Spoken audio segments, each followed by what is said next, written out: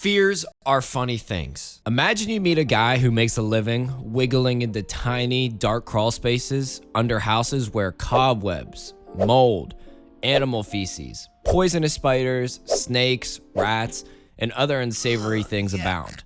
And he was impressed at your fearlessness in speaking in front of thousands of people. Says he could never do that. Yet he routinely squeezed into places that would give anyone else a claustrophobic heart attack. As an MSP, there are perceived threats, and then there are actual threats. A lot of MSPs make the mistake of worrying about the wrong things, while the bigger issues are sneaking in the back door. Here's a list of 6 things you should be afraid of and aware of, because any one of them can sabotage your business. Number 1. Not knowing what your employees are saying to clients and prospects. Do you like the thrill of haunted houses and scary movies? Then allow us to suggest a totally free way to get spooked that will leave you unable to sleep at night and eavesdrop on what your employees are saying to clients and prospects. You'll be shocked. So how do you stop employees from saying cringy things to customers? You need a playbook, processes, rules, and scripting for how the phone is answered, how a client is taken care of, how an upset customer is talked to, etc. For more on this, click the link below the video.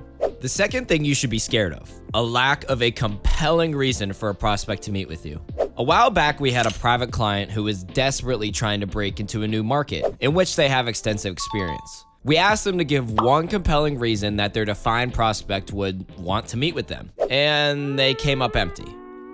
How about one big problem you can solve? Still nothing. This is Business 101. If your prospect cannot instantly see how working with you will greatly benefit them, you need to go back and work harder on your value proposition. If you are easy to ignore because you lack anything compelling to talk about, that should scare the crap out of you. Why are you running?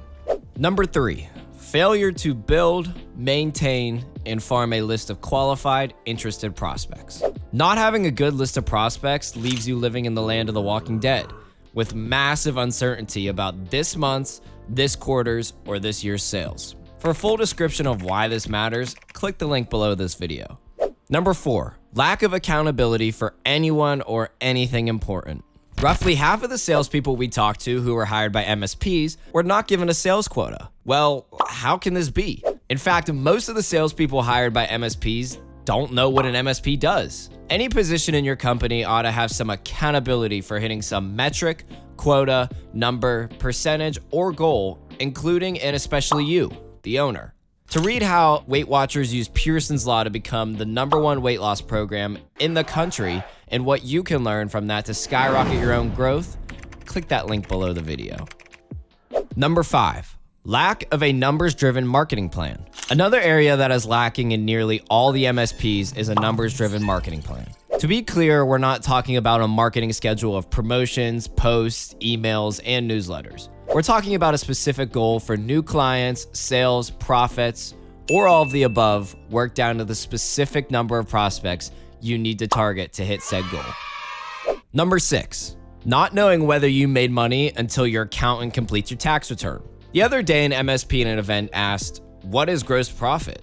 Like, seriously? This guy is not a newbie business owner. He's been running his MSP for over 10 years. Kevin O'Leary said, 100% of the successful businesses that come on Shark Tank know their business and their numbers cold. They know where break-even is. They know their competition and their market size. They know what their customer acquisition costs are. They know the lifetime value of a client. Those who don't get funded in the tank are easily stumped by those numbers. Numbers are the game of business. If you don't love numbers, you can't love business.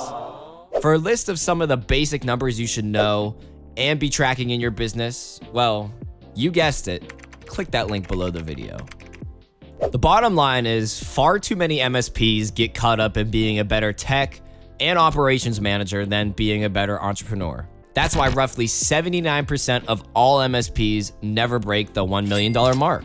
If you pay attention to these 6 things, you'll be taking a proactive approach to business ownership rather than a reactive approach, and you'll be a lot less vulnerable to things that go bump in the night.